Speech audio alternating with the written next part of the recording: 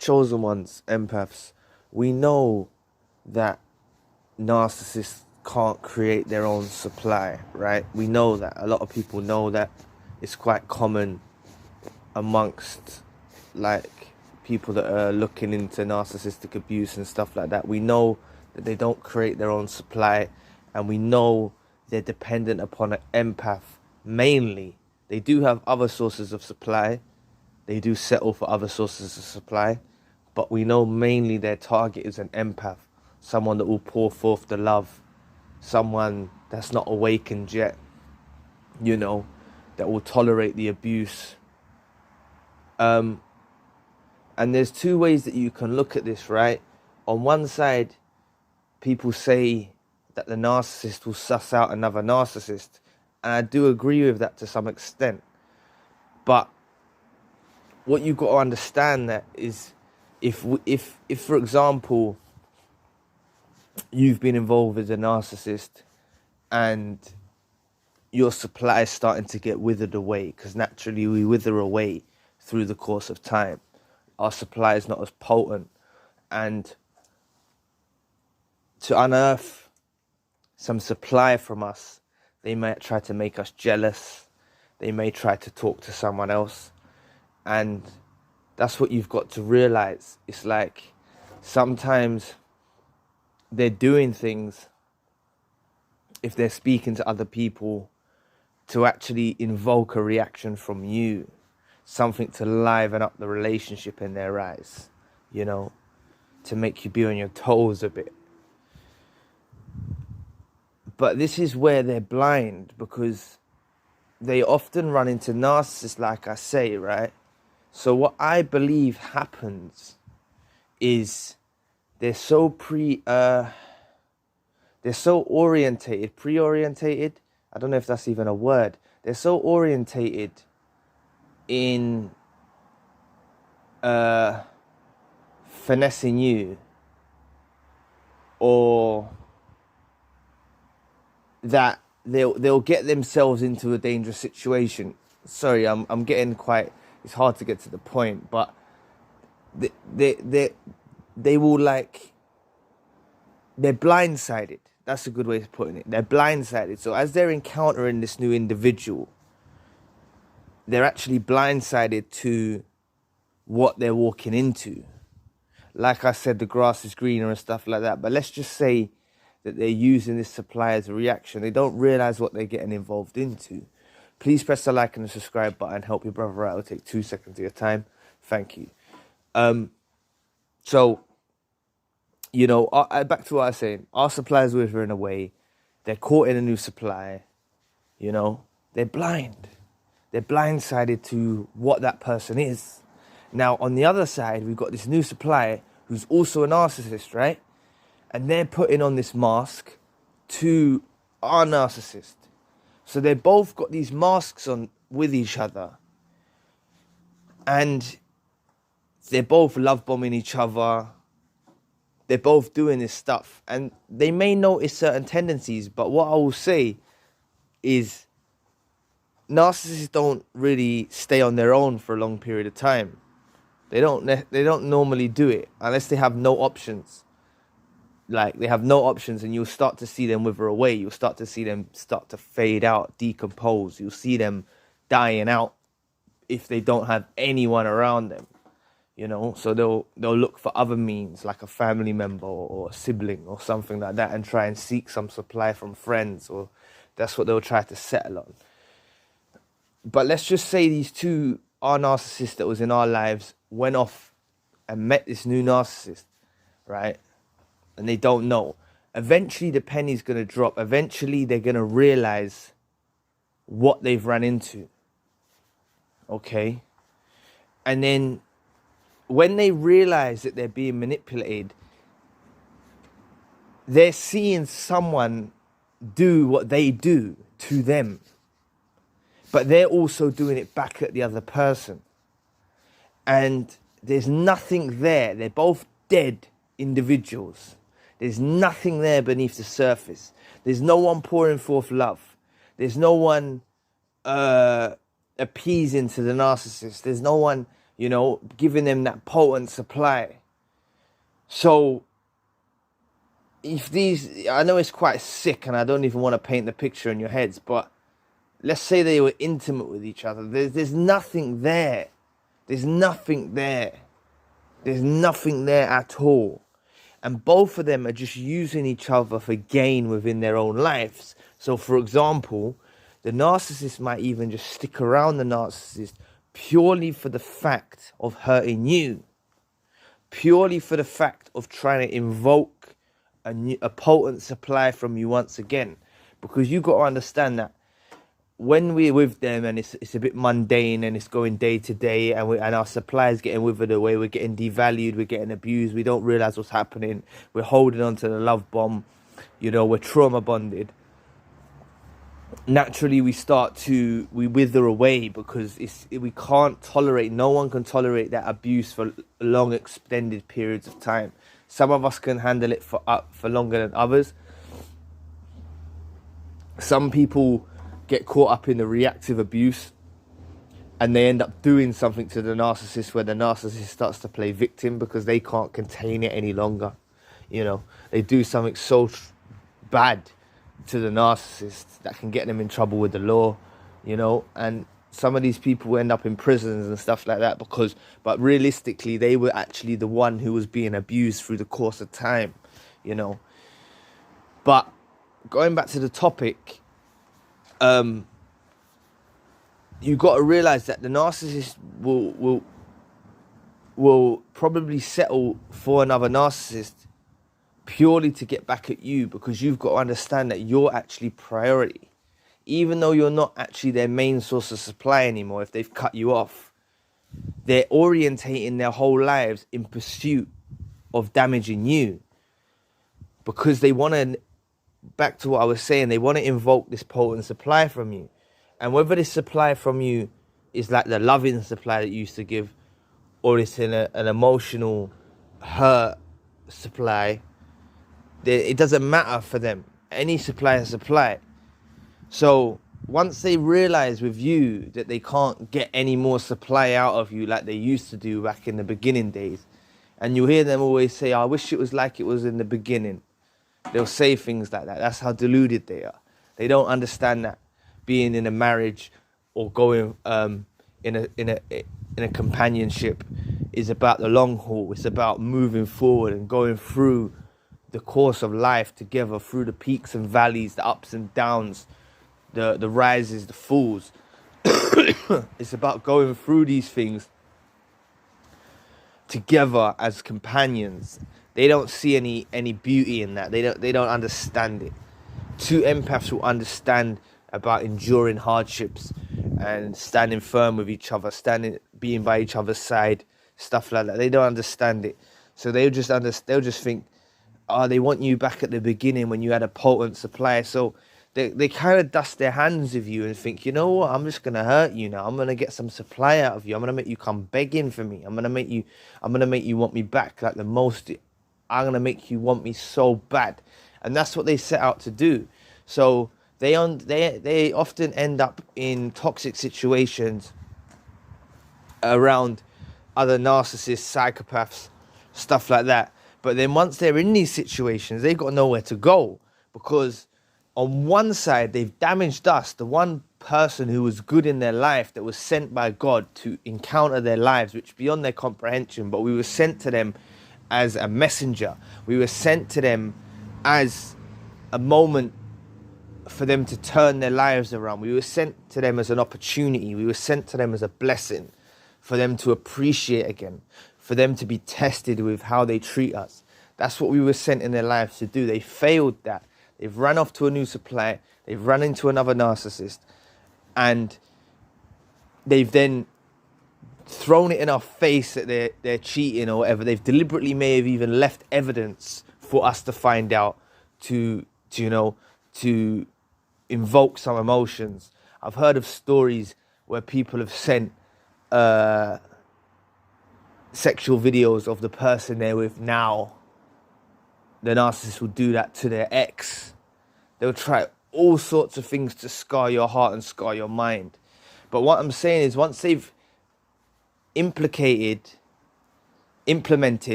I should say, I always make that mistake.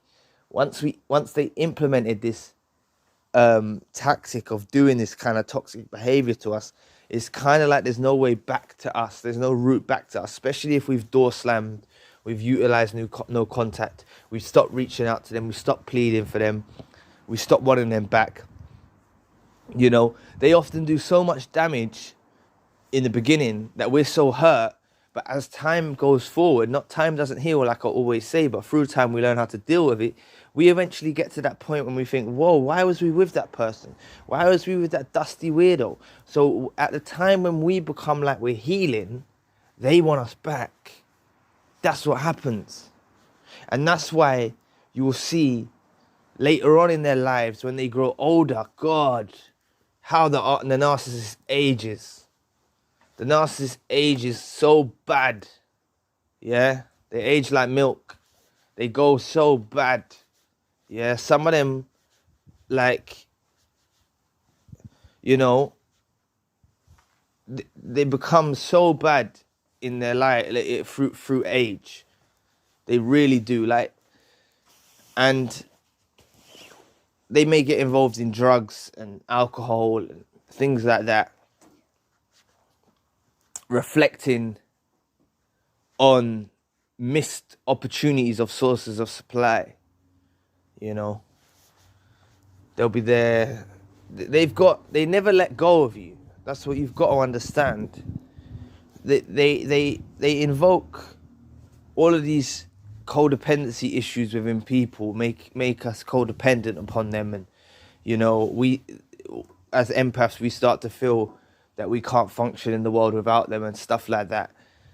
But they do this, but deep down in themselves, they never let go of us. They're codependent themselves. They need us to survive. They're the ones that really, it's a projection. That codependency that you think you have, it's an illusion. It's an illusion and it don't exist. Because it's actually a projection of how they feel within themselves, because they need you around for supply. They need you around for supply. So this is why if you do see them going forth, just trust in God's plan. Trust in the universe. Trust in karma. They're not running into something good. They're not running into something good. They're not.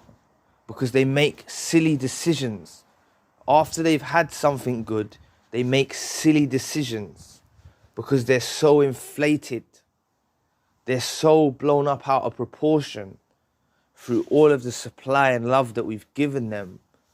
They don't appreciate it. They think they're the most important person in the world and the world revolves around them and they can go out there and get this again and they think they can get better. It's just not the case. It's not the case. Their judgment becomes dwindled. They're aging. They go out there and then they get finessed. They get taken for a fool by another narcissist, or they're both making fools out of each other. Both with each other for their own gain of what the other one brings to their life, as opposed to loving the other person for loving the other. Doing things for the other person out of love for the other person. It's a totally different dynamic from being in a relationship because of what the person does for you, as opposed to providing and doing things out of love for the other person. It's a twisted dynamic to be in a relationship and be with someone for what they do for you. It's twisted. It's narcissistic.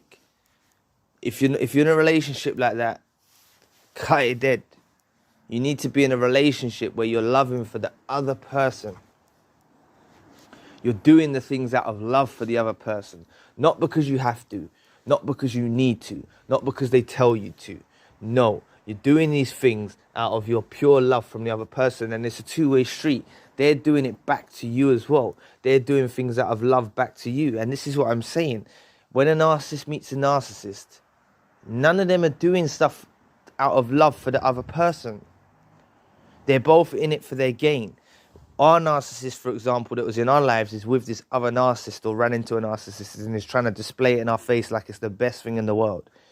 It's purely just to hurt us, purely to invoke supply, purely to leave us on the shelf, leave us stewing, leave us stagnating, try and ruin our lives, try to make us want to commit suicide, try and invoke some kind of supply out of us because they think, yeah, they're used up, they're finished. But we bounce back, yeah, like a rubber band, and we don't lose elasticity, yeah. The way we bounce back, if you let God and the universe heal you correctly, you don't rush out there and just settle with someone else just because they're doing it. And you don't post on social media your new person that you're in a relationship with just because they're in a relationship. You've actually healed your wounds. You've actually come forward. Sometimes, you know, this can take years. I'm not trying to make you scared, but it can take years to fully get back to yourself, to getting back to that person that your friends will say, yo, this is how you used to be before. Yeah. They're never going to get like that. These lot, they're an ever-changing face, you know. The narcissists that you knew, catch up with them, they'll change, you know. They change to suit their environment. They're like chameleons. We change and evolve spiritually, and yes, if they come and saw us after, we'll be changed as well. But it's not just changing because we're changing our environment and we have to change. We're changing and actually defining and restructuring ourselves through God's hand and through the triumphs and tribulations and the trials and the tribulations that we encounter. Yeah, and it defines us and molds us, it shapes us. Yeah, to be so resilient and strong and powerful. That's what happens with us when we bounce back. So you're never broken forever. Don't worry about being broken forever. And if you see them with someone else, you've got to get past that. You've got to get used to actually seeing them with someone else. Like, they're with someone else. And that's that. You move on with your life as well. And don't be in a rush just to settle with someone. Don't be in a rush for it. Don't worry about your age. Don't worry about, oh, it's getting too late. You know? It's a beautiful thing just to meet someone and just crack joke or, you know, get to know one another and just be like that before you're intimate, before you're rushing into things, before you're getting married, before you're having children. And it's never too late to do that. Because if you meet someone who's meant to be for you, someone like your divine counterpart, a soulmate, another chosen one, an empath, you meet someone like that, it's going to be bliss. Not bliss, no, it's going to be tranquility, I should say. It's going to be tranquility. And these lot aren't going to be in a tranquil state with their little narcissist person that they've ran into. Trust me, these lot go through so many next sources of supply trying to find us. I've mentioned numerous times before how they make they try to turn the new supply into us, you know, and they can't. They can never turn it into us because we're unique. And I know people say all the time in the comment section, oh, but then we was the new supply once, we was this, we was that. You have to know your value. You have to know your value, and you have to know why you're different from their previous supply or their future supply. We've all got our own gifts. If you feel like that someone can, if you know you've done your utmost for them, you loved, you provided for them, you cared for them, you've done all sorts of things for them, yeah, to the best of your ability at that time and at your current state, right? You've done your best, right? If you think that someone else is just going to come along and do exactly what you've done and better, then you don't value yourself. So that's why I disagree with what people say in the comments. Some people that say, and not all people say, but they say that the old supply, we're a new supply. That's what they try to make out. No, I like to believe that the people that is watching my videos, right, and the reason why I will say is because I don't talk about narcissism in the same way that most people talk about it, with the spiritual aspects that I add into it and other elements that I add into it.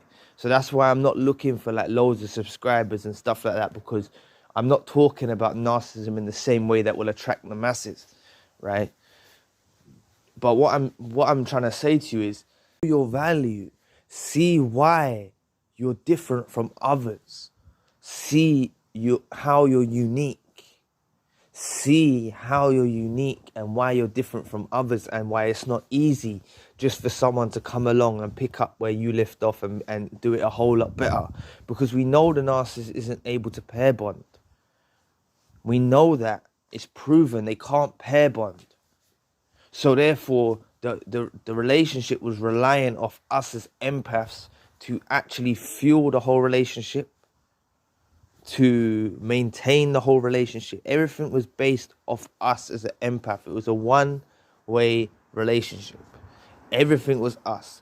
There was 100% from us, 0% from them.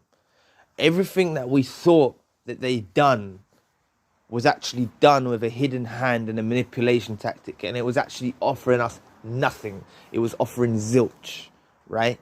So that's why I want you to know your value from this video. Trust me, you've been so devalued that I'm not blaming you for thinking that they can go and find someone else and do a whole lot better. I'm not blaming you, because I've been there. I have been there. But I'm trying to say, by character building and seeing how God is shaping us and the universe is shaping us to become stronger and more resilient, you understand that, and you'll look back in retrospect and you'll see what you did and provided and how ahead of your time and your age you were. Yeah, and you were doing things that a lot of people don't do. They don't do it for their loved ones. They just don't. It's not common anymore. All right, take it back 100 years ago. Most people was doing it, but in this day and age, they're not doing it. They're not providing that same love that we was providing. So that's why I want you to know, we wasn't just a new supply. We was that person that they sourced out. We was that grade A supply that they sourced out. We was that high ranking supply that they sourced out.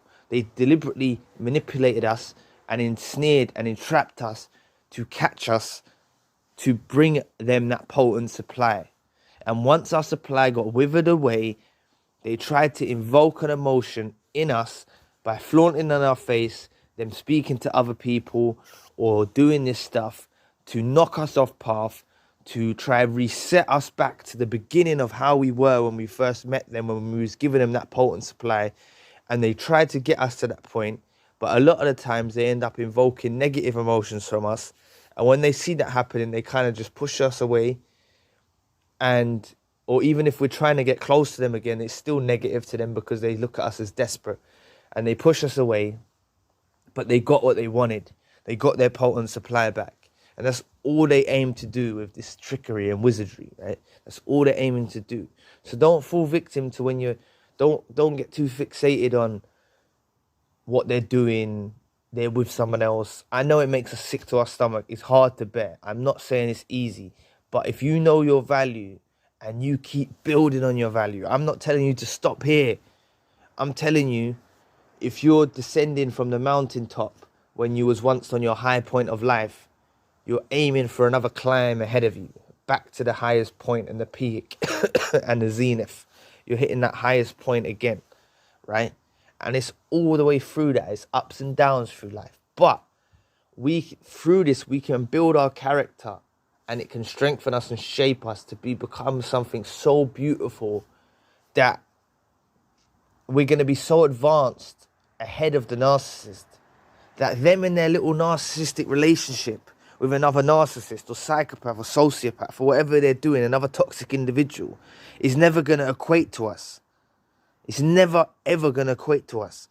And even if they ran into another empath, they're so blinded, they didn't see the value in us. They won't see the value in someone else. Don't you see it? They will never see the value. They don't see what's right in front of them. They have to lose everything. Their thing has to get turned upside down for them to actually get any trigger of emotion to make them realize, oh, crap, I messed up a bit here. Like, they're so deranged. But just know, man, never be envious if you see them in these relationships, because they often ran into some of the most toxic people. It's not likely that they've run into another empath straight afterwards. Believe you me. Yeah. So anyway, I'll leave the video there. I've gone on a bit long. Please press the like and the subscribe button, and if you do want a one-to-one session, you can find the details in the description box. Anyway, I'll catch you all soon. Peace.